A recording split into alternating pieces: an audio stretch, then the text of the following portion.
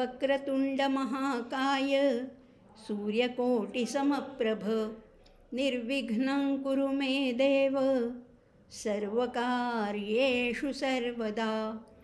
अज्ञानतिमिरान्धस्य ज्ञानाञ्जनशलाकया चक्षुरुन्मीलितं येन तस्मै श्रीगुरवे नमः। ॐ आप्यायन्तु ममाङ्गानि वाक्प्राणचक्षुश्रोत्रम् अथो बलम् इन्द्रियाणि च सर्वाणि सर्वं ब्रह्मोपनिषदं माहं ब्रह्म निराकुर्यां मा ब्रह्म निराकरोत्। अनिराकरणम् अस्तु अनिराकरणं मे अस्तु तदात्मनि निरते य उपनिषत्सु धर्माः ते मयि सन्तु। ॐ शान्तिः शान्तिः शान्तिः। ॐ भद्रं कर्णेभिः शृणुयाम देवाः भद्रं पश्येमाक्षभिर्यजत्राः स्थिरैरङ्गैस्तुष्टुवांसस्तनूभिः व्यशेम देवहितं यदायुः। ॐ स्वस्ति न इन्द्रो वृद्धश्रवाः स्वस्ति नः पूषा विश्ववेदाः स्वस्ति नस्तार्क्ष्यो अरिष्टनेमिः स्वस्ति नो बृहस्पतिर्दधातु। ॐ शान्तिः शान्तिः शान्तिः। नमस्कार श्रोते हो, माधवी रघुवीर या यूट्यूब चॅनलमध्ये आपणा सर्वांचं अतिशय मनापासून सानंद स्वागत करत आहे। आपण वेदांत वैभव या उपक्रमाच्या माध्यमातून अनेक उपनिषदांचा अभ्यास करतोय। ईश, केन, कठ असे 3 उपनिषदं आपले अभ्यास करून झालेली आहेत आणि आज आपण 4थ्या उपनिषदाला म्हणजेच प्रश्नोपनिषदाला प्रारंभ करणार आहोत। प्रश्नोपनिषद या नावातच त्याचं सार येत आहे। त्यामुळे प्रश्नोपनिषद म्हणजे कुणीतरी प्रश्न विचारलेत आणि त्या प्रश्नांची उत्तरं आपल्याला मिळणार आहेत। प्रश्न कुणी विचारलेत आणि किती प्रश्न आहेत या संपूर्ण उपनिषदामध्ये, तर 6 प्रश्न विचारलेत। ते कुणी विचारलेत, कुणाला विचारलेत हेही बघणारच आहोत आपण। पण ह्या 6 प्रश्न विचारलेत, त्यामुळे आपल्या ह्या प्रश्नोपनिषदाचं वाटणी किंवा विभागणी आपण 6 भागामध्ये करणार आहोत। म्हणजे पुढचे 6 भाग या प्रश्नोपनिषदाचा आपण अभ्यास करणार। पण तत्पूर्वी आपण आता जुन्या वर्षाला 2024ला निरोप देत आहोत आणि 2025चं स्वागत करणार आहोत।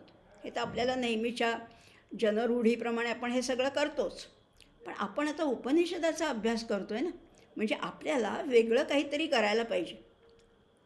अभ्यासक म्हणून जरी असलो तरी एखादं दुसरं पाऊल आपण अडखळत का होईना टाकलं उपनिषदाच्या माध्यमातून। मग आता आपण ईशामध्ये पाहिलं, कठमध्ये, केनमध्ये काही ज्या मंत्रांचा अभ्यास केला त्याच्यातनं एवढं तरी आपल्याला निश्चितच समजलं आहे की आत्मज्ञानाच्या दिशेने जर का एक पाऊल आपल्याला वाटचाल करायचं असेल तर आपल्याला सहाय्यभूत कोण होणार आहे, तर हीच उपनिषदं होणार आहेत।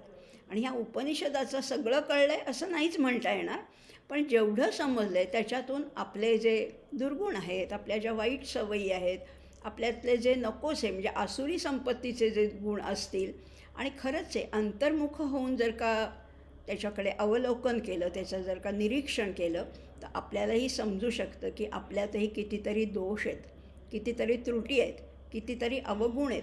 आणि हळूहळू का होईना, एका दिवसात शक्य नाही, पण हळूहळू का होईना ते दुर्गुण काढून टाकायचे आणि सद्गुणांची कास धरायची। आणि त्याच्यासाठी निमित्त काय आहे, तर हे नवीन वर्षाचं नवसंवत्सर आलेलं आहे। त्यामुळे ह्या नवसंवत्सराच्या निमित्ताने आपण सद्गुणांची जोपासना करूया, सद्गुण अधिकाधिक वृद्धिंगत करूया आणि दुर्गुण आहेत ते टाकून देण्याचा प्रयत्न करणार आहोत। आणि सर्वांना ह्या निमित्ताने या नववर्षाच्या शुभेच्छा देते आहे। अजून नववर्ष सुरू व्हायचं आहे, पण आता या अगदी उंबरठ्यावर आपण उभे आहोत आणि म्हणून आपल्या सर्वांना अतिशय मनापासून या नववर्षाच्या शुभेच्छा। या नववर्षात तुमची म्हणजे सुबत्ता, समृद्धी, भरभराट तर होणारच आहे, पण त्या जोडीला आध्यात्मिक प्रगती होऊ देत अशीच परमेश्वर चरणी आपण प्रार्थना करूया आणि आजच्या विषयाला प्रारंभ करूया. आता नेहमी आपण प्रार्थना म्हणतोच, उपनिषद सुरू करण्यापूर्वी प्रार्थना म्हणतोच. पहिल्यांदा वक्रतुंड महाकाय गणेशाला वंदन करतो, कारण तो विघ्नहर्ता आहे. दुसरं वंदन आपण गुरूंना करतो, सद्गुरूंना करतो, की ज्यांनी आमच्या आयुष्यातला अज्ञानरूपी अंधकार नाहीसा केला आणि ज्ञानाचा प्रकाश फुलवला. अशा सद्गुरूंना दुसरं वंदन केलं होतं. तिसरं वंदन आपण केलं संपूर्ण उपनिषदाचं जे सार आहे, ही उपनिषदं शिकण्यापूर्वी, त्याचा अभ्यास करण्यापूर्वी, त्याचं वाचन पठण करण्यापूर्वी त्या ब्रह्मालाच विनंती करायची की मला ह्याच्यामध्ये कुठल्याही शंका येऊ देऊ नको किंवा संशय मनात येऊ देऊ नको, आणि त्या ब्रह्मानीसुद्धा माझं रिजेक्ट करायला नको, मला दूर सारायला नको. त्यामुळे माहम ब्रह्म निराकुर्या मा ब्रह्म निराकुरोत अनिराकरणम असतो असं आपण म्हटलं ना. त्यामुळे माझ्या मनात संशय नको की हे मी शिकते, हे अभ्यास करते, हे वाचते, याचा काही खरंच उपयोग होणार आहे का, अशी शंकासुद्धा नको. निश्चितपणाने ही श्रद्धेने करण्याची गोष्ट आहे. पुढे आपण छांदोग्यमध्ये बघणारच आहोत. श्रद्धस्व सौम्य श्रद्धस्व असं श्रद्धेचं महत्त्व सांगितलेलं आहे छांदोग्यमध्ये, ते पुढे बघूया. पण आत्तासुद्धा उपनिषदांचा अभ्यास करताना लहानशीच उपनिषद आहेत, पण श्रद्धेने अभ्यास केला तर आपल्याला निश्चित प्रत्येक वेळेस निश्चित जास्ती अधिकाधिक आकलन होणार आहे आणि त्या दृष्टीनेच आपला प्रवास सुरू आहे. आज मात्र मी आणखीन एक प्रार्थना म्हटली की जी आपल्याला सर्वांना परिचित आहे, की जी आपण अथर्व वेदातली आहे प्रार्थना, किंवा आपण अथर्व शीर्ष म्हणण्यापूर्वी या 2 प्रार्थना म्हणतो. ओम भद्रं कर्णेभिः शृणुयाम देवाः, ही प्रार्थना सर्व परिचित आहे. किंवा स्वस्ति न इंद्रो वृद्धश्रवाः स्वस्ति नः पूषा विश्ववेदाः, या 2 प्रार्थना म्हटल्या. का बरं म्हटल्या आज वेगळ्या, आत्तापर्यंत नाही म्हटल्या? कारण आपण बोललो होतो ना मागे, प्रत्येक उपनिषद हे वेगवेगळ्या वेदातून घेतलेले, आणि अर्थातच अथर्व शीर्ष हे अथर्व वेदातलं आहे. आणि आज जो आपण अभ्यास करणार आहोत प्रश्नोपनिषदाचा, ते प्रश्नोपनिषदसुद्धा अथर्व वेदातलं आहे. आणि अथर्व वेदाचा हा शांती मंत्र आहे, हा शांती मंत्र आहे. आणि म्हणूनच आपण ह्या अथर्व वेदाच्या शांती मंत्राचा आपल्याला जरी परिचित असला तरी पूर्ण अर्थ कुठे माहिती आहे? वृद्धश्रवाः म्हणजे काय आम्हाला नाही माहिती, अरिष्ट नेमी नाही माहिती याचा अर्थ, तोही बघणार आहोत. बघा ना, ओम भद्रं कर्णेभिः, आपल्याला कर्ण म्हणजे कान एवढं माहिती आहे, भद्र म्हणजे कल्याणकारक चांगलं. मग आता ह्या मंत्रामध्ये काय म्हटलं अगदी थोडक्यात बघूया, कारण आपल्याला मुख्य प्रश्नोपनिषदातल्या पहिल्या प्रश्नाकडे जायचं आहे. त्यामुळे थोडक्यात पण ह्या प्रार्थनेचा अर्थ आपण निश्चितच समजावून घेणार आहोत. प्रार्थनेचा अर्थ असा आहे की हे यजत्राः देवाः, हे देवाः यजत्राः कर्णेभिः भद्रं शृणुयाम, आम्ही कानानी चांगलं ऐकावं. काय म्हटलेलं आहे? आम्हाला कानानी चांगलं ऐकता यावं, डोळ्यांनी चांगलं पाहता यावं, किंवा स्थिरै अंगैस्तुष्टुभिस्तनूभिः तुष्टुवांस यत आयुः देवहितै व्यशेम. जेवढं काही आयुष्य आहे, म्हणजे बघा ना, हा जो यजत्राः म्हटले ना आपल्याला, यजत्राः म्हणजे आपण हा जो प्रत्येक क्रिया करतो ना तो एक यज्ञच असायला पाहिजे. त्यामुळे कृतज्ञतापूर्वक जो केला जातो तो खरं तर यज्ञ आहे. आणि अशा कृतज्ञ भावनेनी श्रद्धेनी यज्ञ करणारे आम्ही आहोत, यजत्राः असे आम्ही आहोत. आणि हे देवाः, तुम्ही आम्हाला असं द्या की कानानी चांगलं ऐकता यावं, डोळ्यांनी चांगलं पाहता यावं, आमचे जे सगळे ऑर्गन्स आहेत, सगळे जे अवयव आहेत, सगळे जी इंद्रिय आहेत तीसुद्धा शरीर आमचं सुदृढ असावं. कारण खरंच आहे ना, अभ्यास करायचा झाला, धर्मपालन करायचं झालं, काही यज्ञ करायचा झाला किंवा काही परोपकार करायचा झाला तरीसुद्धा शरीर सुदृढ पाहिजे. त्यामुळे स्थिरैरंगैस्तुष्टुवांसस्तनूभिः, स्थिरैः अंगैः, आमचे अवयव चांगले असू देत. आणि आम्हाला जे काही आयुष्य मिळाले, व्यशेम देवहितै यद आयुः, जे काही आयुष्य कुणाला किती आहे, कुणाला किती आहे, कुणालाच माहिती नाही आहे. प्रत्येकाचं आयुष्याची नोंद त्याच्याकडे, पण आम्हाला माहिती नाही आहे आमचं आयुष्य किती. पण जे काही असेल 50, 60, 70, 80 काय 100, जे आयुष्य आहे ते कशासाठी आमचं वेच व्हावा किंवा त्याचं काय म्हणतात तसं खर्च कशासाठी व्हावं तर देवहितै, देव कार्यामध्येच आम्हाला ते घालवता यावं. म्हणजे ज्या ज्या गोष्टी देवतांना प्रिय आहेत त्याच आमच्याकडनं केल्या जाव्यात. आमचं प्रिय वेगळंच असतं आणि देवतांचं प्रिय वेगळंच असतं. प्रत्येक वेळेस प्रत्येक कर्म करताना आपण देवतांना प्रिय असं कर्म करावं. म्हणजेच मी नेहमीच आपल्या भाषेत जर का बोलायचं झालं तर मी कुणाला आन्सरेबल आहे, देवाला आन्सरेबल आहे. त्यामुळे देवाने विचारलं समजा की तू हे असं असं का केलंस, तर माझ्याकडे त्याचं उत्तर पाहिजे आणि जे देवांना रुचेल, पचेल, भावेल असं उत्तर पाहिजे. त्यामुळे अशा गोष्टी आम्ही करू. आणि मग पुढच्या मंत्रामध्ये म्हणलं आहे ओम स्वस्ति न इंद्रो वृद्धश्रवाः. इथे नेमकं आमची गफलत होते, नेमकी चूक होते की इंद्र काही वृद्ध आहे का? अहो, वृद्ध म्हणजे वयाने वृद्ध नाही आहे, श्रवाहा वृद्ध, ज्याची श्रव म्हणजे कीर्ती वाढलेली आहे, दिगंत कीर्ती पसरलेली आहे, असा इंद्र स्वस्ती आमचं कल्याण करो. आणि बघा, ह्या जगात प्रत्येक गोष्टीचं ज्ञान असणारा पूषण म्हणजे जो सूर्य आहे ना, स्वस्ति न पूषा विश्ववेदाः, या विश्वाला जाणणारा कोण आहे तो सूर्य. कारण सूर्यापासून काहीच लपत नाही, सूर्यापासून कोणतीही गोष्ट लपत नाही. असा सूर्य आहे, तो आमचं पोषण करावं. पण जगताचं पोषण करतो आहे तर तुझं का नाही करणार, असा पोषण करावा. आणि आणखीन म्हटलेलं आहे स्वस्ति नस्तार्क्ष्यो अरिष्टनेमिः. याच्यात आम्हाला तार्क्ष्य म्हणजे काय नाही कळलं आणि अरिष्टनेमी म्हणजे काय आहे ते बघूया. अरिष्टांचा भेद करणारा जो गरुड आहे, काय सुंदर. तार्क्ष म्हणजे धारदार, गरुडाची नजर आणि गरुडाची चोच धारदार असते. असा जो गरुड आहे तो काय करावा, अरिष्टनेमिः, त्या आमच्या अरिष्टांचा भेद करणारा, त्याचं खंडन करणारा असा असू दे. आणि स्वस्तिनो बृहस्पतिर्दधातु, आणि बुद्धीचा जो अधिपती आहे, जो बृहस्पती आहे, तो आमचं कल्याण करू. एवढ्या 2 प्रार्थनामध्ये सगळं झालं ना.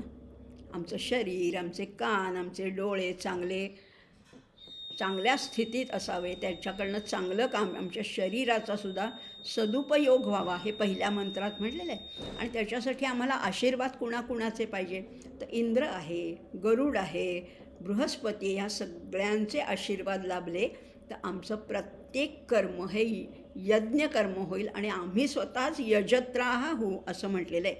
आणि शेवटी आपण म्हणतोच ना, ओम शांती शांती शांती. 3दा का म्हणतो, त्रिविध तापांचं शमन व्हावं.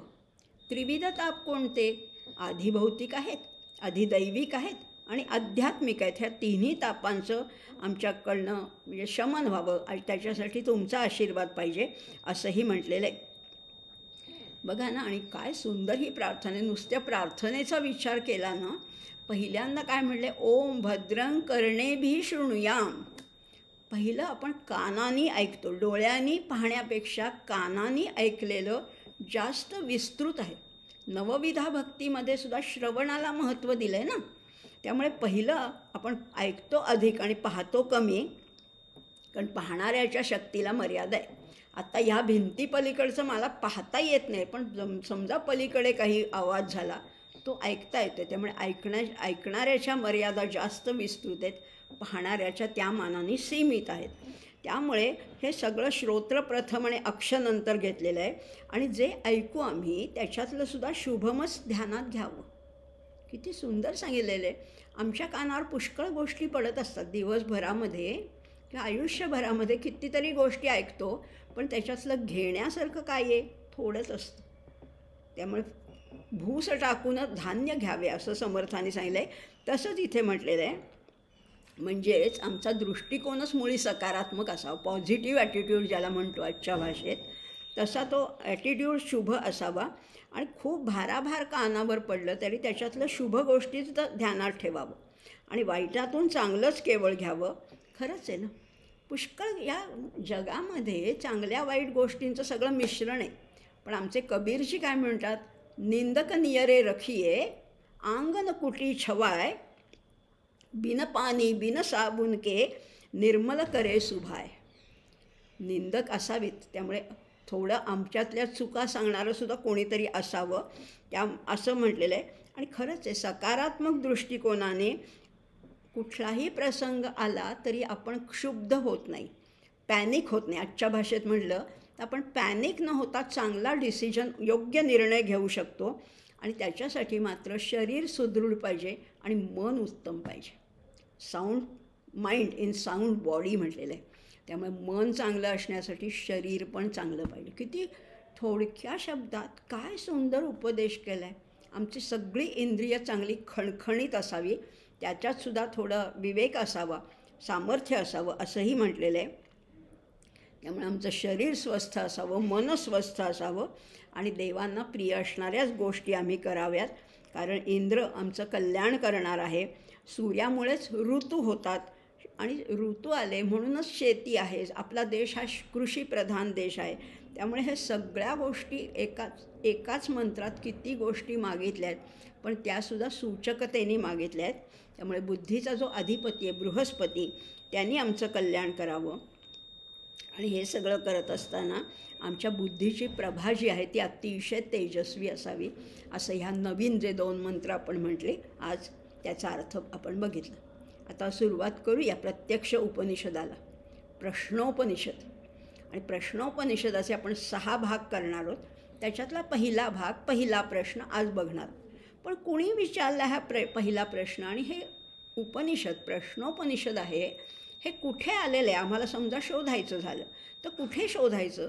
तर अथर्ववेदाच्या पिप्पलाद शाखेमध्ये, त्याच्यातल्या ब्राह्मणामध्ये हे उपनिषद आलेलं आहे. आणि म्हणून ह्याला ब्राह्मणोपनिषद असंही म्हणतात. प्रत्येक उपनिषदाची आपण 2-2 नावं बघतोय. म्हणजे अगदी पाहिलं ना, पहिलं ईशोपनिषद किंवा ईशावास्य, कठोपनिषद किंवा काठकोपनिषद. तसंच ह्या उपनिषदाचं नाव प्रश्नोपनिषद तर आहेच आहे, पण ब्राह्मणोपनिषद असंही ह्याचं नाव आहे. आणि झालं काय सांगू का? ही कथा आहे, छोटीशी अगदी कथा आहे बरं का. पूर्वी गुरुकुल पद्धती होती. आणि गुरुकुल पद्धती म्हणजे अतिशय अभ्यासपूर्वक, अध्ययनपूर्वक, तपोनिष्ठ असे जे ऋषी होते, ते आपल्याकडे जे ज्ञान आहे ते शिष्यापर्यंत पोचवायचे. पण असे ऋषी जरी असले तरी त्यांनाही कधीकधी काही शंका यायच्या, कधीकधी त्यांनाही प्रश्न पडायचे.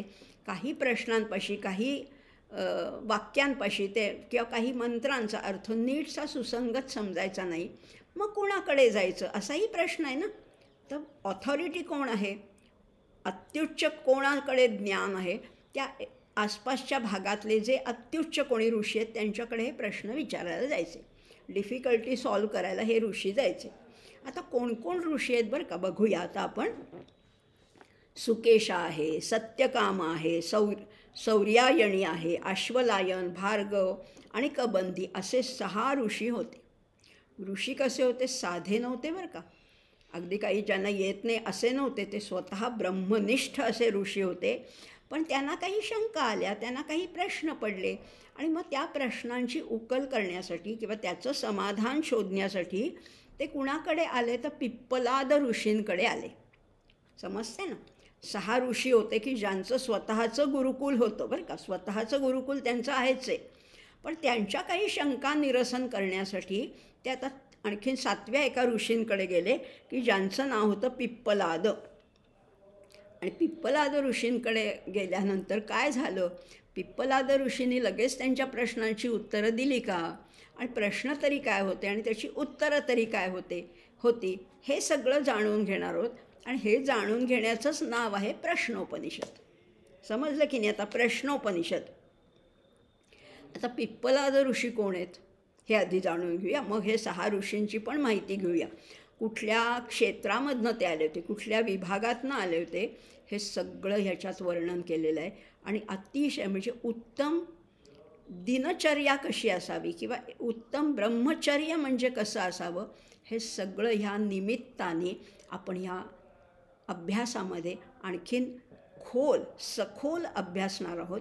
त्यामुळे नुसतेच प्रश्न, नुसतेच ऋषी महत्त्वाची नाही आहे, तर त्यांची दिनचर्या, त्यांचं आचरण, त्यांनी गुरूंना आदर देण्याची एक पद्धत होती, ती कशी आहे हे सुद्धा जाणून घेणार आहोत.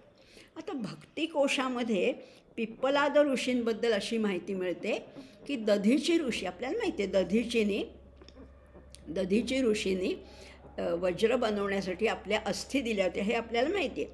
तर दधीची ऋषी आणि वडवा प्रातिथेयीचे पुत्र आहेत. प्रातिथेयी, दधीची ऋषी आणि प्रातिथेयीचे पुत्र हे पिप्पलाद ऋषी आहेत. आणि ह्यांना पिप्पलाद नाव का पडलं तर पिंपळाची फळं खाऊन राहणारे म्हणून ते पिप्पल आद. अद म्हणजे खाणे, अन्न आपण म्हणतो ना, पिप्पल अद म्हणून ते पिप्पलाद ऋषी असं झाले. आता हे पिप्पलाद ऋषी नुसते दधीचींचे पुत्र म्हणून प्रसिद्ध नव्हते बरं का, तर ते अथर्ववेदाचे आद्य संकलनकर्ते होते. महर्षी व्यासांनी आपल्या 4 शिष्यांकडे 4 वेद सोपवले, पण त्या अथर्ववेदाचं सगळं संकलन करणारे कोण होते तर हे पिप्पलाद ऋषी होते. आणि म्हणून त्या व्यासांच्या ज्या अथर्व शिष्य परंपरेतले देवदर्शांचे शिष्य अतिशय विद्वान होते हे पिप्पलाद. आणि म्हणून ते प्रसिद्ध होते किंवा ऋषी समाजामध्ये त्यांना फार मोठा मान होता. आणि दशरथ ऋषींनी रचलेल्या शनिस्तुतीमध्ये सुद्धा पिप्पलादांनीही ज्या शनीची महती गायली आहे असा उल्लेख येतो. म्हणजे फार पुराण काळापासनं या पिप्पलाद ऋषींची अतिशय मोठी कीर्ती आहे. आणि अशा पिप्पलाद ऋषींकडे हे 6 ऋषी, वेगळे ऋषी आलेले आहेत आणि ते प्रश्न विचारतात. ते प्रश्न काय आहेत ते हळूहळू बघणार आहोत. एका भागामध्ये एकच प्रश्न, पण त्याला दिलेलं विस्तृत उत्तर. आधी आता ही सगळी पार्श्वभूमी बघूया. कथा मी मराठीत तुम्हाला सांगितली, पण पहिल्या 2 मंत्रामध्ये या म्हणजे 6 अध्याय खंड म्हटलेले आहे. आता प्रत्येक वेदाचं आपण मागे वल्ली पाहिलं, अनुवाक पाहिलं, अध्याय पाहिला, असं आपण बघतोय. पण आता प्रत्येक वेदाचं आणखीन एक वैशिष्ट्य आहे. आणि इथे त्या प्रत्येक या 6 भाग आपण बघणार आहोत, त्याला खंड म्हटलेलं आहे. आता 6 खंड काय, त्याच्यातला प्रथम खंड आज आपण बघणार आहोत. ओके नाही. प्रथम खंड. ओम सुकेशाच भारद्वाजः शैब्यश्च सत्यकामः सौर्यायणी गार्ग्यः कौसल्यश्च अश्वलायनो भार्गवो वैदर्भीः कबन्धी कात्यायनस्ते ह एते ब्रह्मपराः च ब्रह्मनिष्ठाः परं ब्रह्मान्वेषमाणः एष ह वैतत्सर्वं वक्ष्यति इति तेह समित्पाणयोः भगवन्तं पिप्पलादम् उपसन्नाः. हा झाला मंत्र, पहिल्या खंडातला पहिला मंत्र झाला. याच्यात फक्त पार्श्वभूमी सांगितली, कोण कोण आलेत. तर आता बघा, एक नाव सांगत नाहीत बरं का. उपनिषदाची ही पद्धत आहे की आपण जसं आपलं नाव, स्वतःचं नाव, वडिलांचं नाव किंवा पतीचं नाव आणि आडनाव, उपनाम ज्याला म्हणतो, असं सांगतो की नाही, तसंच पूर्वी पद्धत होती की कोणाचा मुलगा आहे हे सांगण्याची पद्धत होती. पित्याला हा मान देण्याची ही पद्धत होती. आता कोण कोण आलेत ते बघा. आपल्याला मी वाचलं कीच समजेल की कोणाचे वडील कोण आहेत. भारद्वाजाचा पुत्र होता तो सुकेशा. भारद्वाजाचा पुत्र आहे सुकेशा. शिबीचा मुलगा आहे सत्यकाम. गर्गगोत्रात जन्मलेला सौर्यायणी. कोसल देशात राहणारा अश्वलायन. विदर्भ देशात राहणारा भार्गव. कत्य ऋषींचा पणतू कबंधी. असे 6 जण होते. कसे होते? साधे नव्हते बरं का. ते स्वतः ब्रह्मपरायण, ब्रह्मनिष्ठ होते आणि त्यांना ब्रह्म जाणून घ्यायचं होतं. त्यावर त्यांची निष्ठा होती आणि तसंच त्यांचं आचरण पण होतं. सगळं तसं होतं आणि त्यांची उपासना होती. त्यांनी परब्रह्माचा ध्यास घेतला होता. आणि हे सगळं, हे आपल्या ज्या शंका आहेत ते भगवान पिप्पलाद मुनी आपल्याला सांगतील. या विचाराने ते कसे आले होते, पिप्पलाद मुनींकडे आले होते. पण कसे आले होते तेही विशेषण अतिशय महत्त्वाचं आहे. समित पाणी असं म्हटलेलं आहे. हातात समिधा घेऊन ते पिप्पलादांकडे आले होते, असा एका पहिल्या मंत्राचा अर्थ झाला. पण हा नुसताच अर्थ झाला, विवेचन नाही अजून कळलं. आता ब्रह्मपरायण शब्द वापरला आहे ना. परायण किंवा पारायण, पारायण आपला फार प्रचलित शब्द आहे. पण परायण म्हणजे काय, तर आधी अयन म्हणजे काय बघूया. आता नुकतंच 22 डिसेंबरला, खरं म्हटलं तर 22 डिसेंबरपासून उत्तरायण सुरू झालेलं आहे. पण जशा जॉग्रफिकल चेंजेसमुळे तारखासुद्धा बदलत जातात. आपण असं मानतो की मकर संक्रांतीला उत्तरायण सुरू होतं. पण आता हाच तो पिरियड आहे, हाच तो कालावधी आहे की आता उत्तरायण सुरू झालेलं आहे. अयन, त्याच्यामध्ये सुद्धा शब्द काय आहे? अयन. अयनमध्ये सुद्धा ई धातू आहे. मागे पाहिलं होतं आपण, वीत राग भयक्रोधा. ई म्हणजे जाणे, अयन म्हणजे जाणं किंवा कुठेतरी गंतव्यस्थान, किंवा आपण ज्याला मुक्काम म्हणतो ना, इथे मुक्कामाला पोचायचं आहे, किंवा हिंदीमध्ये ज्याला मंजिल म्हणतात आपण, किंवा इंग्लिशमध्ये डेस्टिनेशन म्हणतात. आता हे गंतव्यस्थान कसं आहे? आपण जातो, मुंबईला जातो, बेंगलोरला जातो, सिमल्याला जातो, अमेरिकेला जातो, परत येतो. गंतव्यस्थान कसं आहे? जायचं आणि परत यायचं. पण हे गंतव्यस्थान इतकं साधं नाही आहे, हे पर अयन आहे. पर म्हणजे श्रेष्ठ अयन आहे की जिथे पोचलं की परत येणं नाही, आणि म्हणून ते परायण आहेत. आणि त्याला मागे लागलं आहे ब्रह्मपरायण. कसे ऋषी आहेत? ब्रह्मापर्यंत पोचण्याची ज्यांची ओढ आहे, आस आहे, श्रद्धा आहे, असे ब्रह्मपरायण ऋषी आहेत. यांचं सगळ्यांचं परायण काय होतं? ब्रह्मपरायण. आपण म्हणतो ना राष्ट्रपरायण, मातृपरायण. परायण म्हणजे सगळ्यात मोठं दैवत. ब्रह्मपरायण होते असं म्हणून त्याला परायण शब्दाचा आता कळलं आपल्याला. आणि परब्रह्म जाणून घेण्याची त्यांना अतिशय ओढ होती. त्याच्याविषयी ते आपापसामध्ये चर्चाही करत होते, पण त्यांना नेमकं काही मर्म सापडत नव्हतं. काहीतरी कुठल्या तरी एखाद्या मुद्द्यापाशी ते अडून राहिले होते.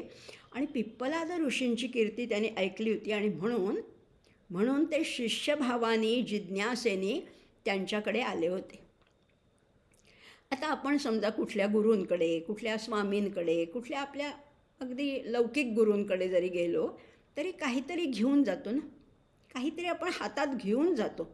रिकाम्या हाताने शक्यतो, म्हणजे देवालासुद्धा रिकाम्या हाताने जाऊ नये, रुग्णाकडे रिकाम्या हाताने जाऊ नये, तसं गुरूंकडे सुद्धा रिकाम्या हाताने जाऊ नये, असे प्रोटोकॉल आहे, पद्धत आहे. आता इथे तर शिष्यभावाने त्यांच्याकडे जाताना आपण काहीतरी बर्फी नेतो, बाकरवडी नेतो, काहीतरी घरी केलेलं एखादा खाऊ नेतो, काहीतरी फुलं नेतो, फळं नेतो, काहीतरी देतो ना, कारण त्याच्यामध्ये कृतज्ञता आहे. आता ह्या 6 ऋषी पिप्पलाद मुनींकडे आले होते. ते कसे आले होते बघा. आणि काय द्यायचं मग गुरूंना? काय द्यायचं? तर त्यांच्या उपयोगाची वस्तू द्यायची. उगीच काहीतरी आपल्याकडे असलेली वस्तू खपवण्यासाठी नाही द्यायची. गुरूंना जी उपयोगाची वस्तू आहे ती जर का दिली तर ते चटकन प्रसन्न होतात, आणि गुरु प्रसन्न झाले तर विद्या भरभरून देतात. लक्षात घेऊया बरं का. इथपासूनच आपल्या सुरू होतं. आपल्यामध्ये बदल घडवायला गुरूंना काय साधीशी गोष्ट असेल, फार तुम्ही अगदी मौल्यवान वस्तू देऊ नका, साधी पण ती त्यांना तेव्हा आवश्यक असेल अशी वस्तू गुरूंना द्यायची. आणि म्हणून गुरूंकडे काय, आता गुरूंना रोज लागणारी गोष्ट कुठली? त्यांना काही खाऊ, वस्त्र, अलंकार पाहिजेत का? नाही अहो. त्यांना रोज लागणारी गोष्ट म्हणजे समिधा. रोज ज्यांच्या घरात यज्ञकार्य होतं आहे त्यांना रोज लागणारी वस्तू म्हणजे समिधा. आणि समिधा म्हणजे लाकडं नाहीत बरं का, नुसतं काष्ठ नाही आहे, तर समिधा म्हणजे विशिष्ट झाडाची, विशिष्ट लांबीची, विशिष्ट रुंदीची, जी अगदी म्हणजे कोरडी झालेली आहेत त्याला समिधा असं म्हणतात. आणि म्हणून गुरूंकडे समिधा घेऊन जाणं हा तेव्हाचा उपचार होता, एक पद्धत होती. कारण यज्ञ, याग, होम, हवन हे नित्य असायचं, त्यामुळे समिधा या वाळलेल्या असायला पाहिजेत. दुसरा असा अर्थ आहे की समिधा हे वासनांचं प्रतीक आहे, आणि साधकाच्या मनावर अनेक जन्मांचे संस्कार झालेले असतात, त्यामुळे मनामध्ये ऐहिक भावना, पारलौकिक अनंत कामना असतात. त्या कामना म्हणजे समिधा, पण त्या कामना पूर्ण शुष्क झाल्या पाहिजेत. आणि म्हणून समित पाणी असे हे शिष्य, 6 शिष्य त्या पिप्पलाद मुनींकडे गेले आहेत. कारण अंतःकरणातला तो विषय रस जो आहे ना, आमच्यामध्ये तो रस फार आहे, कितीही काढला तरी तो रस काही जात नाही. आमचं कसं आहे सांगू का, आंब्याच्या कोळीसारखं आहे. आम्ही वरवर म्हणतो की मी सगळं सोडून दिलं आहे, मी सगळ्याचा त्याग केला आहे, मला कशाची अपेक्षा नाही, कामना नाही, वासना नाही, पण तरी थोडी असतेच अहो. आंब्याची कोय कशी, जितका रस काढावा तरी त्या कोळीला थोडा चिकटलेला असतो, सगळा काढला तरी चिकटलेलाच असतो. आणि हे संत महात्मे कसे असतात, चिक्कूच्या बीसारखे असतात. चिक्कूची बी कशी आहे, अगदी त्या गरातच असते, आतमध्येच चिक्कूच्या असते, पण काढली की चकचकीत, त्याला कुठेही किंचितही गर चिकटलेला नसतो. समित पाणी याचा अर्थ आहे पूर्ण अलिप्त, निर्लिप्त, विषयरस पूर्ण निघून गेलेला आणि शरणागत भाव असणारे असे हे 6 ऋषी पिप्पलाद मुनींकडे गेले. आता गेल्याबरोबर लगेच पिप्पलाद मुनींना प्रश्न विचारले आणि त्यांनी उत्तरं दिली का? नाही, असं होतच नाही आहे. कारण ज्ञान हे कुणाला द्यायचं आहे? अशिष्याय न देयम. अथर्वशीर्षामध्ये सुद्धा म्हटलेलं आहे, हे ज्ञान वाटेल त्याला द्यायचंच नाही आहे. मग त्या पिप्पलाद मुनींनी काय केलं? तान ह 6 ऋषीही उवाच, म्हणजे कोण ऋषी? पिप्पलाद म्हणाले त्यांना, भूयः एव तपसा ब्रह्मचर्येण श्रद्धया संवत्सत यथा कामं प्रश्नान् पृच्छत यदि विज्ञास्यामः सर्वः वक्ष्यामो इति. त्या 6 जणांना पिप्पलाद मुनी म्हणाले की तुम्ही तप केलं आहे, ब्रह्मचर्याचे नियम पाळून तुम्ही राहणारे आहात, तरीसुद्धा मला माहिती आहे, हे सगळं मला ठाऊक आहे की तुम्ही किती ज्ञानी आहात, तुम्ही किती विद्याभ्यास केले हे माहिती आहे, तरीसुद्धा ह्या आश्रमामध्ये तुम्ही तप करत जर का ब्रह्मचर्याचं नियम पाळून श्रद्धेने 1 वर्षभर राहिलात आणि त्यानंतर तुमचे जे काही प्रश्न आहेत ते जर का विचारलेत, त्याचं उत्तर जर मला माहिती असेल तर मी सांगेन. किती 3 गोष्टी आहेत की तुम्ही आहात अगदी अतिशय जाणकार आहात हे मला माहिती आहे, तरीसुद्धा 1 वर्ष या आश्रमामध्ये ब्रह्मचर्याचे नियम पाळून राहा, त्याच्यानंतर 1 वर्षांनी प्रश्न विचारा आणि त्याची उत्तरं जर मला माहिती असतील तर मी देईन. आजकालचे विद्यार्थी म्हणले असते की मग काय उपयोग, एवढे वर्ष कशाला मी वाया घालवू, किंवा तुम्हाला माहितीच नसेल, नंतर तुम्ही म्हणलात हे मला माहिती नाही तर काय उपयोग. असं नव्हतं बरं का. गुरूंविषयी श्रद्धा होती, आदर होता आणि म्हणून आणि खरंच आहे आचार्यांनी हेच असंच वागायला पाहिजे. शिष्याची पारख केल्याशिवाय त्याला ज्ञान देऊन उपयोगच नाही. त्यामुळे आणि नाहीतर काय होतं, अर्धवट ज्ञान अर्धवट शिष्याला दिलं तर बुद्धिभेद होतो, आणखीन गोंधळ उडतो. म्हणून त्यांची परीक्षा बघण्यासाठी पिप्पलाद मुनी म्हणाले की 1 वर्षभर आश्रमात राहा, म्हणजे मग त्या ज्ञानाचा गैरवापर, मिसयूज होणार नाही. आता हे 6ही जणं इतके ब्रह्मनिष्ठ आहेत, त्यांची तयारीच होती, त्यांची पिप्पलादांवर श्रद्धा पण होती आणि ते आपल्याला नक्की उत्तरं सांगतील ह्याच्यावर विश्वास होता. बघा, नाहीतर हल्ली शिष्यच गुरूंची परीक्षा घेतात की तुम्हाला किती माहिती आहे, तुमच्याकडे काय काय क्वालिफिकेशन आहेत. असं नव्हतं, श्रद्धा होती. आणि असंही म्हणले नाहीत की मग एवढे दिवस आम्ही मिळवलं आहे की तप आहे, ज्ञान आहे, त्याचा काय उपयोग, उगीच परत तुम्ही आम्हाला वर्षभर असं काहीही म्हणाले नाहीत. आत्ताचं कसं झालं, आता मला एकाने विचारला होता प्रश्न की उपनिषदांचा काही क्रॅश कोर्स आहे का. असा क्रॅश कोर्स नसतो अहो. एक आयुष्य कमी पडेल एवढं उपनिषदांचं किंवा गीतेचं किंवा एकूणच ज्ञान एवढं आहे, असं झटपट काही नाही, इन्स्टंट काहीच नव्हतं तेव्हा. त्यामुळे हे सगळं थांबण्याची त्यांची तयारी होती. आणि पिप्पलादांनी सुद्धा त्यांना भ्रमात ठेवलं नाही की मी नक्की सांगेन, असं नाही म्हणाले की मला माहिती असेल तर मी नक्की सांगेन. काय विनय आहे, म्हणजे ह्या 6 जणांचाही विनय आहे आणि पिप्पलाद ऋषींचा सुद्धा विनय आहे. असं सगळी ही सुरुवात झाली. आता पहिला कोण आला? आता प्रश्नाला प्रत्यक्ष सुरुवात करूया बरं का. पहिल्यांदा कोण आला समोर? अथ कबंधी कात्यायन उपेत्य पप्रच्छ. पहिल्यांदा कबंधी आला. भगवन कुतोह वा इमा हा प्रजा प्रजायन्ते इति. कबंधीनी काय प्रश्न विचारला आहे?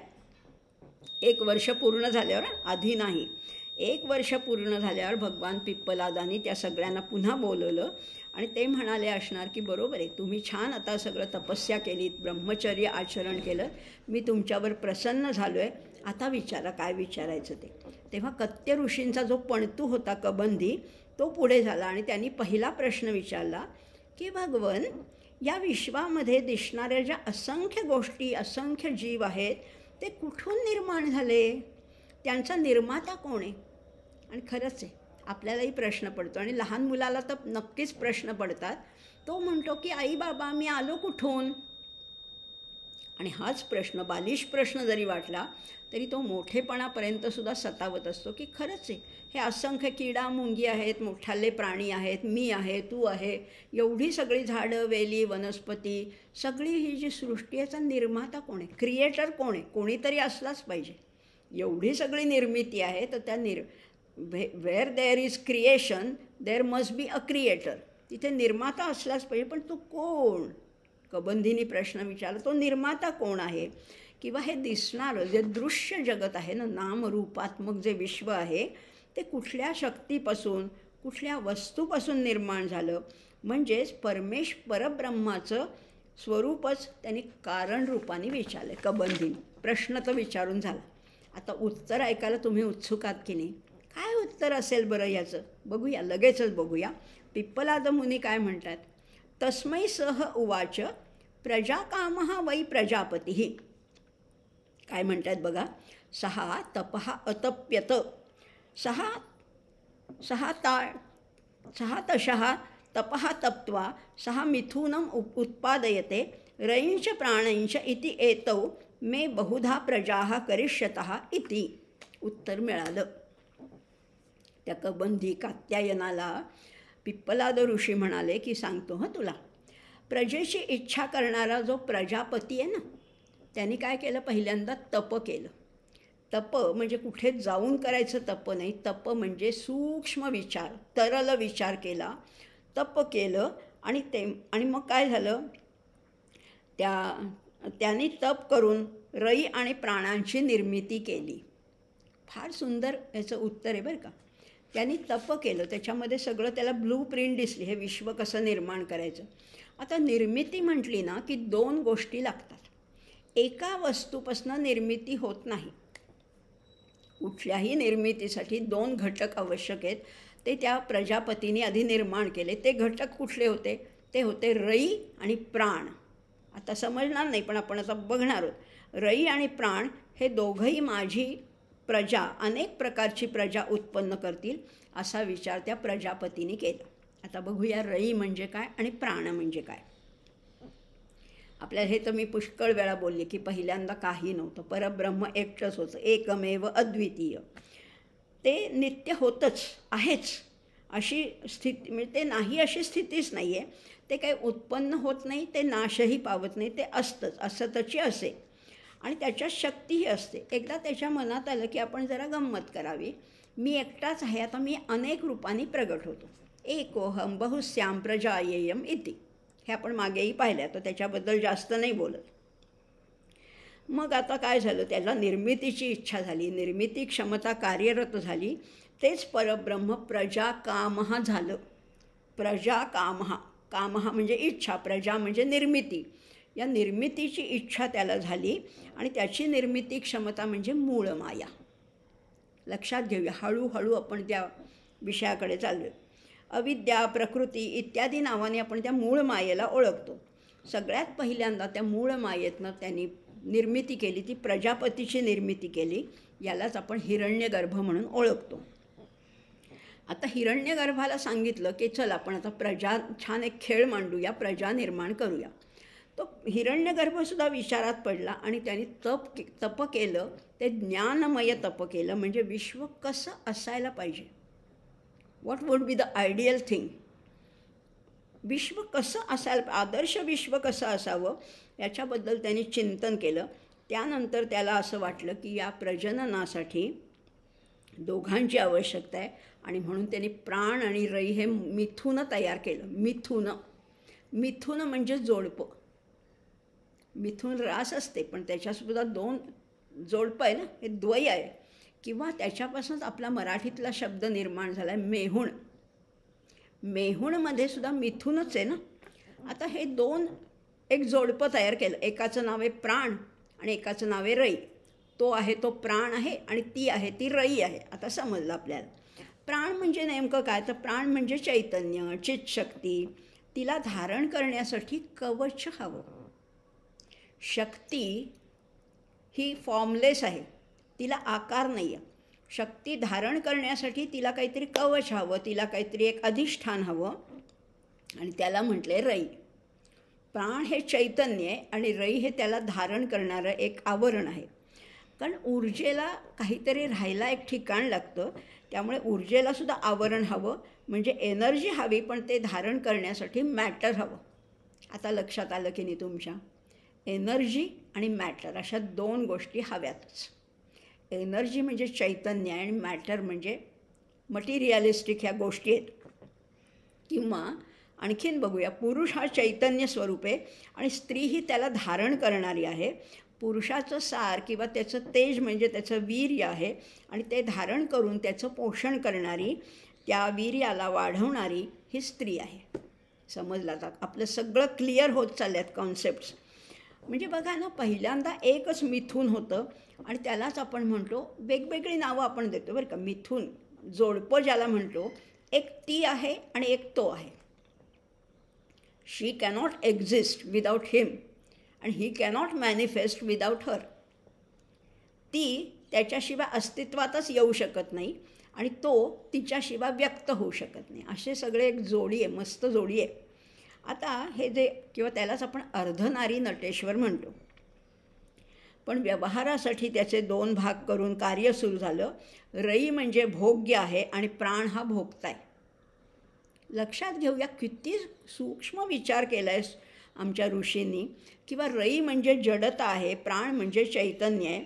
जड आणि चेतन हे मिळूनच या सगळ्या विश्वाचा पसारा मांडला आहे, हा खेळ मांडला आहे. एक जड आहे म्हणजे आता बघा ना, झाडं, वेली, पशु पक्षी, पर्वत, नद्या दिसत आहेत डोळ्याला. मग जे दिसतं आहे ना ते मॅटर आहे, दिसतं आहे ते मटिरियल आहे आणि ते जे दिसत नाही ते प्राण आहे, ते चैतन्य आहे, ते सूक्ष्म आहे. आता समजलं? झाड दिसतं आहे पण ते जिवंत वाटतं आहे, त्याची पानं हलत आहेत, सुंदर हिरवा तजेलदार रंग आहे. कशामुळे? त्याच्यात प्राण आहे म्हणून. प्राण निघून गेला की नुसत्याच त्या झाडाला, त्या खोडाला, त्या पानांना काहीही अर्थ उरत नाही, असंही म्हटलेलं आहे. आता क्लिअर झालं आपलं. पुढचा 5वा मंत्र बघूया. आदित्यः वै प्राणः रयि एव चंद्रमाः रयि वा एतत् सर्वं यत् मूर्तंच अमूर्तंच तस्मात् मूर्तिः एव रयिः. आता आणखीन म्हणजे त्याचं एक्सप्लेनेशन देत आहेत. आदित्य हा सगळ्याचा प्राण आहे आणि नाहीतरी सूर्याला जगताचा आत्मा म्हटलेलं आहे. नमस्सवित्रे जगदेक चक्षुषे जगत्प्रसूती स्थितिनाश हेतवे त्रयीमयाय त्रिगुणात्मधारिणे विरिंची नारायण शंकरात्मने. सूर्य हा जगताचा चक्षु आहे, डोळा आहे असं म्हटलेलं आहे, किंवा तो प्राणच आहे. आणि त्याला व्यवहारात सुद्धा बघा ना, सूर्य उगवला की आपल्याला स्फूर्ती येते. रोज सकाळी त्या सूर्याला एकदा तरी नमस्कार करायचा, कारण जे स्फूर्ती, जे चैतन्य, जी ऊर्जा, जी जिजिगीषू वृत्ती आहे, ही सगळी सूर्यामुळेच मिळते. सूर्यामुळेच वनस्पतींना कोंब फुटतात, पानं फुटतात. सूर्यामुळेच सगळं विश्व हालचाल करायला लागतं. आणि जसा जसा सूर्य अस्ताला जातो तशी आमची पण बॅटरी संपते. आम्ही पण एकदम मग कंटाळा येतो, मग झोप यायला लागते, असं सगळं आहे. त्यामुळे जे जे मूर्त आहे, दृश्य आहे, ते सगळं रई आहे आणि जे अदृश्य आहे ते सगळं प्राण आहे.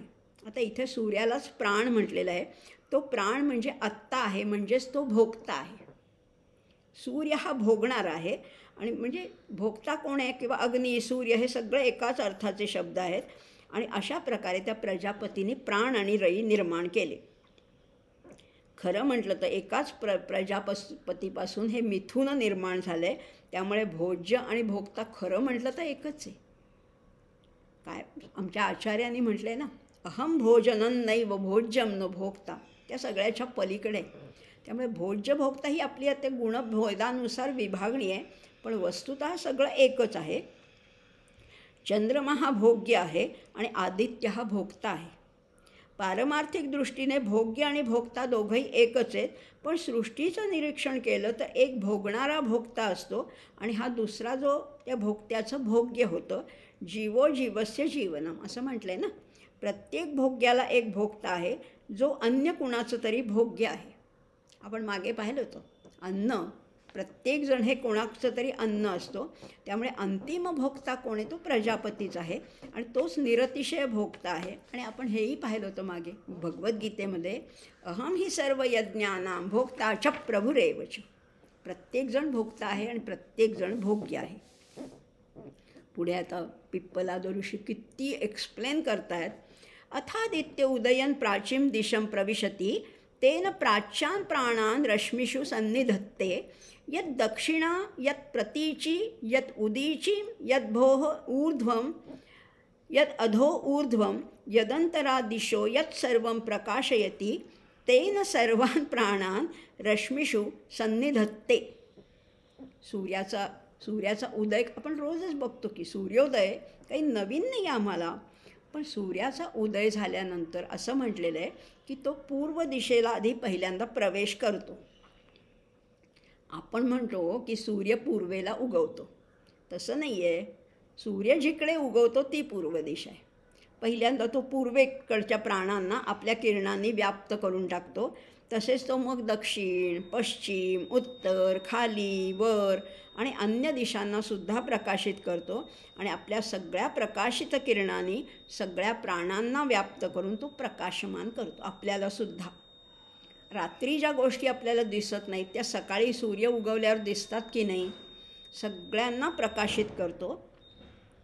म्हणजे बघा हां, सूर्य उदयाला येतो, पूर्वेमध्ये प्रवेश करतो आणि आधी आपल्या किरणांनी सगळ्या त्या प्राणांना आधी भारून टाकतो.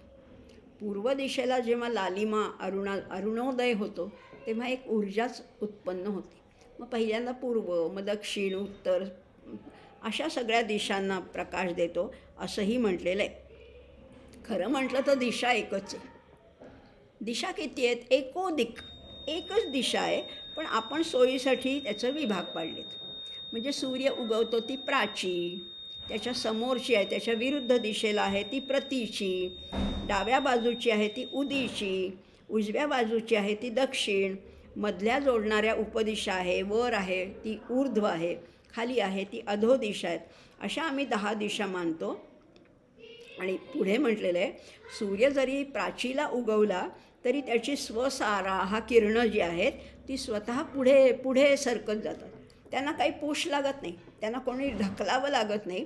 आधी सूर्य पूर्व दिशेला उगवतो आणि मग हळूहळू स्वसारा हा स्वतःच पसरणारी किरणं आहेत. म्हणून पहिल्यांदा पूर्व दिशेला थोडा उजेड दिसतो, पण नंतर सगळा आसमंत उजळून निघतो ना, तसंच आहे.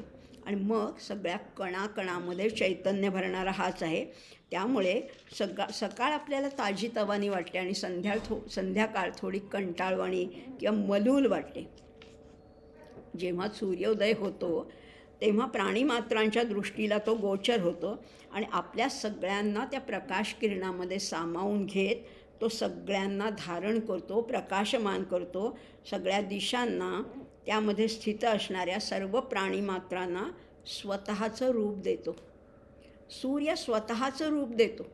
आपल्या डोळ्यांची देवता आहे ती सूर्य, आपल्याला दिसतं ते सूर्य देवतेमुळे.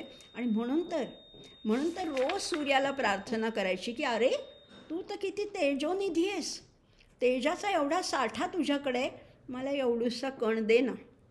रोज म्हणायचं त्याला, मला एवढूसा आहे तुझ्या तेजातला एवढूसा कण मला देशील का? तो देतो, कारण तो आपला मित्र आहे, तो भानू आहे, तो पोषण आहे. सगळी एवढी त्याची नावं आहेत. आणि म्हणून हा सूर्य हा प्राणरूपाने आहे. समजते आता आणखीन बघणार आहोत. य एषः वैश्वानरो विश्वरूपः प्राणः अग्निः उदयते तत् एतत् ऋचा अभ्युक्तम. त्याच्यासाठी ही ऋचा म्हटलेली आहे. आता बघा, सूर्य आणि चंद्र हे मिथुन झालं. समष्टी मिथून त्याने निर्माण केलं. सूर्य काय करतो, आपल्या किरणामध्ये ती प्राणशक्ती अगदी ठासून भरतो आणि पसरवतो सगळीकडे. म्हणून तर त्याला जगताचा आत्मा म्हणतात. त्यातल्या जगातल्या प्रत्येक प्राण्यात, पक्ष्यात, माणसात तो वैश्वानर बनून राहतो. तोच सूर्य आहे, तोच अग्नी आहे, तोच वैश्वानर आहे. आपल्या पोटातली ऊब म्हणजे हा वैश्वानर आहे. या प्रत्येक जीवात तो आहे. म्हणून तर आपल्याला भूक लागते. माध्यान्नीला जेव्हा सूर्य माथ्यावर येतो तेव्हा कडकडून भूक लागते आणि तेव्हा भोजन घेणं, तेव्हा अन्न सेवन करणं हे अतिशय शास्त्रोक्त सांगितलं आहे. ना आधी ना नंतर 12 वाजता भोजन करावं असा संकेत आहे. म्हणून आणि मग तसं केलं तर शरीराचं जे आवश्यक ते तापमान आपल्या शरीरामध्ये स्थिर होतं. आतल्या सगळ्या पेशी कार्यरत होतात. म्हणजे हा पोटातला अग्नीच आम्हाला जिवंत ठेवतो आणि म्हणून त्यालाही प्राण म्हटलेलं आहे. इतका सुंदर आहे ना हा पहिला प्रश्नच, आणि त्याला इतकी छान छान नावं आता पुढच्या भागामध्ये दिलेली आहेत 8व्या श्लोकामध्ये. विश्वरूपम हरिणम जातवेदसं परायणम ज्योतिः एकम तपंतम, ही पहिली ओळ झाली. सहस्ररश्मी शतधा वर्तमान प्राण प्रजानाम उदयती एषः सूर्य. कसा आहे हा? आता बघा, सूर्य आणि प्राण हे एकच कसे आहेत हे दाखवून दिले. आता सूर्याला किती सुंदर नावं दिलेली आहेत. तो विश्वरूप आहे, माहितीच आहे. विश्वरूप म्हणजे तो संपूर्ण विश्वामध्ये व्याप्त आहे. आमच्या इथे सूर्य उगवत नाही असं कोणी म्हणेल का? अहो, कुठल्याही तुम्ही अगदी कुठल्याही जगाच्या कुठल्याही टोकावर राहत असाल, पण सूर्य हा विश्वव्यापी आहे. त्यामुळे तुमच्या इथे सूर्य आहेच आहे, म्हणून तो विश्वरूप आहे. पुढे त्याला म्हणलं हरिण आहे. सूर्य हरिण आहे म्हणजे काय? हरिण म्हणजे आम्हाला फक्त मृग असं वाटतं. नाही नाही नाही नाही, हरी याचा अर्थ किरण आहे आणि किरणांनी युक्त आहे. तो हरिण असं म्हटलं आणि तो नचा न झाला आहे. तो हरिण आहे म्हणजे किरणांनी युक्त आहे. आणि किरणं कशी आहेत? चपळ आहेत. हळूहळू डकाव नाही जात आहेत. किरणं इतकी चपळ आहेत की ती वेगाने पसरतात. आत्ता इथे होता म्हणेपर्यंत तो आणखीन वर जातो. त्यामुळे किरणं चपळपणे पसरतात, म्हणूनही त्याला हरिण म्हटले. किंवा आपण ज्याला हरिण म्हणतो ते चपळ असतं म्हणून ते हरिण आहे. आलं की नाही लक्षात? आता शब्दांची व्युत्पत्तीसुद्धा, हरणाला हरिण का म्हणतात? कारण ते चपळ आहे. जसे सूर्याचे किरणं चपळ आहे तसं या विश्वामध्ये. आता तो कसा आहे? प्रकाशमान आहे. या विश्वामध्ये सगळ्यात वेगवान काय येतो? तो प्रकाश आहे. आपण विज्ञानात शिकलेलं आहे प्रकाशाचा वेग कसा आहे, किती प्रचंड आहे, आणि तरीसुद्धा आपल्यापर्यंत हा प्रकाश किती चटकन येतो असंही म्हटलेलं आहे. बरं, त्याला जातवेदस पण म्हटलेलं आहे. यद्यत जातम तत्तत अहम वेत्ती, तत्तत सहा वेत्ती, अहम नाही सहा वेत्ती, म्हणजेच निर्मित झालेल्या प्रत्येक वस्तूला जाणणारा तोच आहे. त्याला प्रत्येक वस्तू आतून बाहेरून सगळ्या बाजूनी माहिती आहे, म्हणून तो जातवेदस आहे. बरं, त्याला परायण म्हटलेलं आहे. आत्ताच आपण परायण शब्दाचं व्युत्पत्ती पाहिली. परायण म्हणजे सगळ्यात शेवटचं गंतव्यस्थान. आणि म्हणून त्याला परायण का म्हटलं? की माणूस एकदा सूर्यलोकापर्यंत पोचला की तो परमेश्वराच्या दाराशी पोचलाच, म्हणून तोच परायण आहे. त्याच्यापासून म्हणजे प्रकाश जो आपल्याला त्याच्यापासूनच मिळतो. आणि पहिल्या ओळीमध्ये म्हणलेले एकंतपंतम, आम्हाला आवश्यक ती सगळी उष्णता देणारा तो एकमेव आहे. आम्ही हीटर लावतो, आम्ही काय शेकोटी पेटवतो, अहो ऊर्जा देणारा तोच आहे शेवटी, एकमेव आहे, म्हणून तो एकंतपंतम असं म्हटलेलं. ही पहिली ओळ झाली. आणि पहिल्या ओळीत सगळी द्वितीयेची वचनं आहे, द्वितीयेची नामं आहेत. दुसऱ्या ओळीमध्ये प्रथम पुरुषी म्हटलेलं आहे. तो कसा आहे? सहस्र रश्मी. रश्मी म्हणजे पण किरण. त्याचे किरण किती आहेत? मोजायला गेलं तर हजारो आहेत. सहस्र म्हणजे हजार, पण हजार नाही, हजारो, अनेक हजार आहेत. शतधा वर्तमान, तो श्रेष्ठ आहे. आणि म्हणून तर ब्रह्मज्ञानी जे पुरुष असतात ते स्वतःला सूर्याप्रमाणेच समजतात. सूर्यापासून भिन्न न पाहता प्रत्यगात्म स्वरूपाने जाणतात. म्हणून उत्तम उपासना करायची असेल तर सूर्याची उपासना करायची. कारण तो विश्वरूप आहे, प्रकाशक आहे, सर्वज्ञ आहे, सर्वांचा आश्रय आहे, ज्योतिस्वरूप आहे, सगळ्यांना तप्त करणारा आहे. तो म्हणजे मीचंच आत्मस्वरूप आहे. सूर्य आणि मी वेगळा नाहीच, अद्वय आमच्यामध्ये आहे. मग तो सूर्य कोण आहे? त्याचे परत सहस्र रश्मी वगैरे म्हटलेलं आहे. तो किरणाद्वारेच प्रत्येकाला ऊर्जा देतो, प्रकाश देतो. हा शेकडो प्रकारांनी कार्य करतो, अनेक रूप धारण करून कार्य करतो. आणि मग ऋतू वगैरे निर्माण करण्याचं कार्यही तोच करतो. त्याच्यामुळेच वृष्टी होते. आणि म्हणून हा सगळ्या प्रजांचा प्राण असलेला सूर्य उगवतो आहे असं म्हटलेलं आहे. सूर्याची स्तुती केली आणि हे आत्मस्वरूप आता अधिकाधिक आपल्याला जवळ नेतो आहे. आत्ताच आपण बोललो उत्तरायण आणि दक्षिणायन. 6 महिने उत्तरायण असतं, म्हणजे सूर्य पूर्वेलाच उगवतो, पण तरी उत्तरेकडे हळूहळू एक एक दिवस तो उत्तरेकडे जातो. आणि दक्षिणायनमध्ये तो दक्षिणेकडे जातो. एवढं तर आपल्याला माहिती आहे. आता या 9व्या मंत्रामध्ये सुद्धा हेच सांगितलं आहे की सूर्य आणि चंद्र ही जोडी निर्माण झाली आणि तेव्हापासून कालगणना सुरू झाली. 6 ऋतूंचं संवत्सर आहे, हो की नाही. या ऋतूमुळेच वेगवेगळी धान्य, फळं, वनस्पती निर्माण होतात. बघा ना, नोव्हेंबरमध्ये आंबा नाही मिळणार तुम्हाला, एप्रिल मेमध्येच आंबा मिळणार. सगळी फुलं, फळं, वनस्पती याला त्यांचे त्यांचे नियम आहेत, त्यांची त्यांची कालमर्यादा ठरवून दिलेली आहे. आणि म्हणूनच संवत्सरांना सुद्धा प्रजापती असं म्हटलेलं आहे. आणि प्रत्येकाचे 2-2 भाग आहेत, उत्तरायण आणि दक्षिणायन असं म्हटलेलं आहे. आता ह्या जीवनात जे चांगली कर्म करतात, सर्वसाधारण लोक आहेत, पण चांगली कर्म म्हणजे काही समाजासाठी म्हणा, स्वतःसाठी म्हणा, कुटुंबासाठी चांगली कर्म करणार आहेत, त्यांना इष्टापुरतं कर्म कर्तव्य म्हणून करतात. त्यांना काय मिळतं? दक्षिणायनामुळे चांद्रमस लोकाला पोचतात आणि पुन्हा त्या चांद्रमस लोकातून ते पुन्हा पृथ्वीवर जन्म घेतात. किती सुंदर सांगितलं आहे. त्यामुळे चांद्रमस ज्योती योगी प्राप्य निवर्तते असं म्हटलेलं आहे. आणि मनुष्य काय करतो? मृत्यूनंतर आपापल्या कर्मानुसार गती प्राप्त होते असंही म्हटलेलं आहे. म्हणजे आता इष्टापुरतं म्हणजे समाजोपयोगी कर्म, मंदिर बांधणं, धर्मशाळा, पाणपोया, घाट बांधणं हे ऐहिकात गुरफटलेले असतात. त्यांना खूप वरची गती मिळत नाही, पण ते चंद्रलोकात जातात असं म्हटलेलं आहे. आता उत्तरायण बघूया लगेचच. अथ उत्तरेण तपसा ब्रह्मचर्येण श्रद्धया विद्यया आत्मानं अन्विष्य आदित्यम अभिजयन्ते एतत् वै प्राणानाम आयतनम एतत् अमृतम अभयम एतत् परायणम एतस्मान् न पुनरावर्तन्ते इति एषः निरोधः तत् एषः श्लोकः. त्याबद्दल हा श्लोक आहे उत्तरायणाची महती सांगणारा. आता उत्तरायणाने जाणारे लोक आहेत ते आदित्य लोकापर्यंत पोचतात. ते कसे आहेत? तप करणारे, ब्रह्मचर्याचं पालन करणारे असतात. ते अध्यात्मविद्येने स्वतःचा शोध घेतात. काय सुंदर म्हटलेलं आहे, आत्मानं अन्विष्य. अन्वेषण करणं म्हणजे शोध घेणं आहे. ते स्वतःचा शोध घेतात. हा आदित्य कसा आहे? तो प्राणांचा आधार आहे, अमृत आहे, ब्रह्मरूप आहे आणि मग तो निर्भय आहे. आणि हेच माणसाचं अंतिम गंतव्यस्थान आहे. आणि हा जो आदित्य लोकाला पोचतो तो शमदमाच्या मार्गाने जाणारा असतो. तो शाश्वताचा ध्यास घेतो, श्रेयसाची निवड करतो. एकाग्र तपामुळे त्याची बुद्धी अधिकाधिक सूक्ष्म झालेली असते.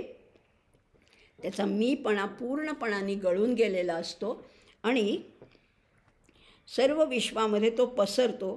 तोच आत्म्याला शोधून काढतो, आदित्य लोकात जातो आणि त्याला ब्रह्मदर्शन होतं. असं उत्तरायणाचं महत्त्व आहे. 10 श्लोक झालेत, आता 6 राहिलेले आहेत. ते अगदी याचंच फक्त पुरवणी स्वरूप आहेत, त्यामुळे ते आपले होतील एक 5-7 मिनटामध्ये. 11वा मंत्र आहे की या संवत्सरूप आदित्याला 5 चरण आहेत. पाय किती आहेत? 5 चरण आहेत. सूर्यामुळे ऋतू होतात. आता कुठले ऋतू आपल्याला माहिती आहेत? वसंत, ग्रीष्म, वर्षा, शरद आणि हेमंत आणि शिशिर हे दोन्ही मिळून एक असे 5 ऋतू तेव्हा मानले जायचे. हे त्याचे पाय आहेत. आणि कारण ऋतुरूप चरणानेच तो पुढे पुढे सरकत असतो. आणि त्याला 12 महिने म्हणजे त्याचे 12 अवयव आहेत. म्हणजे 12 मासांनी युक्त असं त्याचं शरीर आहे. त्याच्यामुळेच हे सगळं विश्व निर्माण झालं. म्हणून तो सगळ्यांचा जनक आहे. तो दिव आहे म्हणजे स्वर्गाच्याही पलीकडे. दिव आपण दिवंगत असं म्हणतो ना. दिव म्हणजे स्वर्ग. तेजाचं पुरुष आहे, ते जल आहे. पुढील अर्ध्या भागात दिवलोकाच्या पुढील अर्ध्या भागात अंभस भरून राहिले, त्यामुळे तो वृष्टी करतो. आणि म्हणून आदित्या जायते वृष्टी असं स्मृतीमध्ये म्हटलेलं आहे. असं त्याचं वर्णन आहे. आता पुढचे अगदी सोपे श्लोक आहेत. आता प्रत्येकाचे 2-2 विभाग केलेले आहेत. मास म्हणजे महिना, ह्यालाच पूर्वोक्त प्रजापती म्हटलेलं आहे. त्याच्यातलं कृष्ण पक्ष आणि शुक्ल पक्ष माहिती ना. आता सगळ्याचे 2-2 भाग केले. वर्षाचे 2 भाग केले संवत्सराचे. एक आहे उत्तरायण, एक आहे दक्षिणायन. आता महिन्याचे 2 भाग केले, तर एक आहे शुक्ल पक्ष, एक आहे कृष्ण पक्ष. जे थोडं गौण आहे ते मॅटर आहे, ते रई आहे. आणि जे थोडं श्रेष्ठ आहे ते प्राण आहे. आता प्राण आणि रईची अशी विभागणी केलेली आहे. म्हणजे संवत्सर म्हणजे प्रजापती आहे, त्याचं उत्तरायण आणि दक्षिणायन हे जसं मिथुन आहे. आता मासाला सुद्धा प्रजापती म्हटले, त्याचे कृष्ण आणि शुक्ल हे पक्ष आहेत. असं सगळं केलेलं आहे. त्यामुळे ज्यांना ब्रह्मप्राप्ती करायची आहे, मोक्ष मिळवायचा आहे, ब्रह्मरूप व्हायचं आहे, ते स्वतःला त्या सूर्याशी, त्या तेजाशी जोडू बघतात. आणि खरंच आहे, कृष्ण पक्षामध्ये असं म्हटलेलं आहे, एखादं कर्म शुक्ल पक्षात शुभ दिवस पाहून केले तरी ते कृष्ण पक्षात केल्याप्रमाणेच होते. कारण ह्या दोन प्रवृत्ती आहेत. तेजाशी एकरूप होणे ही एक आणि विविध भोग घेणं ही दुसरी. एक प्राणाशी संबंधित आहे, एक रईशी संबंधित आहे. थोडं क्लिष्ट आहे, थोडं कठीण आहे, पण समजून घेऊया. आता दिवसाचे 2 भाग केले तर, आता वर्षाचे केले, महिन्याचे केले. आता एका दिवसाचे सुद्धा 2 भाग आहेत. एक आहे रात्र आणि एक आहे दिवस. 24 तासाचा दिवस मानला तर 12-12 तासांचे हे 2 भाग आहेत. म्हणजे आता काळाच्या आणखीन लहान भागाकडे आपण चाललो आहे. हा लहान भाग आहे. संवत्सर, अयन, मास आणि आता दिवस रात्र मिळून संपूर्ण दिवस होतो. हाच जणू प्रजापती आहे. संपूर्ण दिवस हाच प्रजापती आणि त्याचे 2 भाग आहेत. त्याच्यातला तेजोमय दिवस हा प्राण आहे आणि रात्र ही रई आहे, जिला निशा म्हणतात, यामिनी म्हणतात, रजनी म्हणतात. ही रई आहे. जो दिवसा स्त्रीशी रत होतो तो क्षीण होतो. याच्यावरनं नियम बनवलेत बरं का आमच्या ऋषींनी. दिवसा स्त्री पुरुष मिलन होणं, याच्यामध्ये पुरुष क्षीण होत जातो दिवसा, कारण प्राणशक्ती अधिक असते. ते तेज त्या वीर्यपतनाबरोबर निघून जातं आणि म्हणून रात्री रई जी आहे त्या काळामध्ये हा व्यवहार करणं त्याने योग्य सांगितलेलं आहे. आणि भोगसुद्धा कसा हवा तर संयमित व्हावा, हे सगळं आमच्या ऋषींनी सांगून ठेवलेलं आहे. भोगसुद्धा अमर्याद भोग नको, संयमित हवा. त्यामुळे तेजोवृद्धी होते, शक्तिपात होत नाही तर तेजोवृद्धी होते. हे सगळं मर्यादित असावं, विषयांच्या आहारी जाऊ नये असंही आमच्या उपनिषदामध्ये श्रुती माऊलीने सांगून ठेवलेलं आहे. आता अन्न म्हणजे तरी काय? आम्ही जे खातो तर त्याला म्हटलेलं आहे अन्न म्हणजे काय, तर हे आपण जे खातो ते अन्न नाही. भात वरण भाजी पोळी हे अन्न नाही. तर अन्न म्हणजे ज्याच्यामुळे पुष्टी मिळते ते अन्न. बकरीला पुष्टी कशामुळे मिळते? गवतामुळे. वाघाला पुष्टी कशामुळे मिळते? लहान प्राण्यांना खाल्ल्यामुळे. अशी प्रत्येक गोष्ट ही अन्न आहे आणि प्रत्येक गोष्ट ही अन्नाद आहे असं म्हटलेलं आहे. आणि त्याच्यातनं प्रजेचं हे जे अन्न आहे ते पालनपोषण करणारं आहे. ते अन्न खाऊनच माणसाच्या देहाचं सार म्हणजे वीर्य तयार होतं. त्याचप्रमाणे स्त्रीमध्ये रजस तयार होतं. खूप ह्याच्यामध्ये विचार आहे, खूप अभ्यास आहे. हे नुसती सहज नैसर्गिक प्रवृत्ती नाही आहे, याच्यामध्ये फार मोठा विचार आहे. अशा रीतीने सूर्यचंद्र या प्रथम मिथुनापासून क्रमाक्रमाने सगळ्या प्रजा निर्माण झाल्या. आणि कबंधीने जो प्रश्न विचारला होता ना, ही प्रजोत्पत्ती कशी होते त्याचं उत्तर देण्यासाठी हा शेवटचा इति हा शब्द झाला आहे. हे सांगून झालं. आता 14 मंत्रामध्ये सांगून झालं. अजून 2 मंत्र आहेत, ते काय आहेत ते बघूया आपण. ह्या आता 15व्या मंत्रामध्ये म्हटलेलं आहे, ह्याच्यामध्ये त्यांनी फलश्रुती सांगितली आहे. प्रत्येक गोष्टीमध्ये फलश्रुती सांगितली आहे. म्हणजे गृहस्थाश्रमी गृहस्थांनी कसं वागावं, म्हणजे ऋतुकाळी स्त्रीगमन करणं याला प्रजापती व्रत म्हटलेलं आहे. फार ह्याच्यामागे खूप नियम आहेत, ते सगळे मी आत्ता बोलू शकत नाही. पण हे प्रजापती व्रत आहे आणि असं व्रत पालन करणाऱ्यांना पुत्ररत्न किंवा कन्यारत्नाची प्राप्ती होऊन अत्यानंद मिळतो आणि त्या वंशाची वृद्धी होते, सातत्य टिकवलं जातं आणि हे त्यांना मिळणारं दृश्य फळ आहे. त्याचप्रमाणे ह्याच्या व्यतिरिक्त इष्ट पूर्त दानादी कर्म करणाऱ्या पुरुषांना ब्रह्मलोक हे अदृश्य फळसुद्धा प्राप्त होतं. त्यांना चंद्रलोक प्राप्त होतो आणि पुण्य संपेपर्यंत ते तिथेच राहतात आणि पुन्हा पृथ्वीवर येतात असंही म्हटलेलं आहे. प्रत्येक गोष्ट फार महत्त्वाची. या 16 मंत्रामध्ये त्या कबंधीने विचारलेल्या प्रश्नाची उत्तरं दिलेली आहेत. अगदी आता शेवटचा अखेरचा मंत्र बघूया. तेषाम असौ विरजो ब्रह्मलोको न येषु जिह्वमनृतं न मायाच इति. गृहस्थाश्रमी लोकांपेक्षा ह्या मंत्रामध्ये सांगितलेले श्रेष्ठ उपासक हे जरा वेगळे आहेत. अशा श्रेष्ठ उपासकांना विशुद्ध असा ब्रह्मलोक प्राप्त होतो, जिथे कुटिलता नाही, खोटेपणा नाही, माया नाही, असा हा शुद्ध ब्रह्मलोक आहे. हा गृहस्थाश्रमी पुरुषांना प्राप्त होणं शक्य नाही, कारण गृहस्थाश्रमामध्ये व्यवहार येतो आणि व्यवहारात थोडी तरी कुटिलता येते, थोडं तरी असत्य भाषण करावं लागतं. त्यामुळे हा जो मार्ग सांगितला आहे हा फक्त साधक उपासक यांच्यासाठी सांगितला आहे.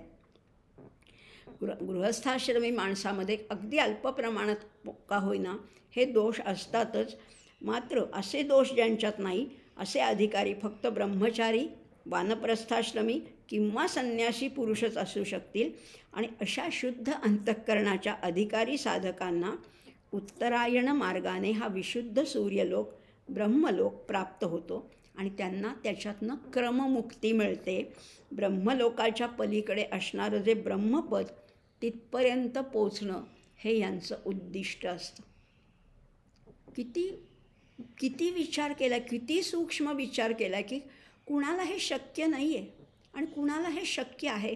आणि असे पोचलेले आहेत, ब्रह्मपदापर्यंत जे पोचलेले आहेत, अगदी माऊलींसारखे, आमच्या आचार्यांसारखे किंवा आमचे कितीतरी संत आहेत, या ब्रह्मपदापर्यंत पोचलेले आहेत. पण सामान्य माणसांना हे शक्य नाही आहे. पण तरीसुद्धा साधना करत राहायची, आपली उपासना कायम ठेवायची. कारण हेच पुण्य, हीच साधना, हीच उपासना आपल्याला पुढच्या जन्मी अधिकाधिक त्याच्या जवळ नेणारी आहे. त्या आणखीन उपासना तीव्र किंवा दृढ होण्यासाठी त्याची मदत होते. एवढंच ह्याच्यातनं आपण सार समजूया. प्रश्नोपनिषदाला सुरुवात तर केली आपण, पहिला प्रश्नही पाहिला. आता पुढचे 5 प्रश्न काय आहेत, असेच इंटरेस्टिंग आहेत, असेच आपली जिज्ञासा शमवणारे आहेत. त्यामुळे त्याचाही अभ्यास पुढच्या भागात पाहूया. आत्ता मात्र इथेच थांबूया आणि हा म्हणताना आपण शेवटचे 2 मंत्र म्हणणार आहोत. ओम स्वस्ति प्रजाभ्यः परिपालयन्तां न्याय्येन मार्गेण महीं महिषाः गोब्राह्मणेभ्यः शुभमस्तु नित्यं लोकाः समस्ताः सुखिनो भवन्तु. ओम पूर्णमदः पूर्णमिदं पूर्णात् पूर्णमुदच्यते पूर्णस्य पूर्णमादाय पूर्णमेवावशिष्यते. ओम शांति शांति शांति.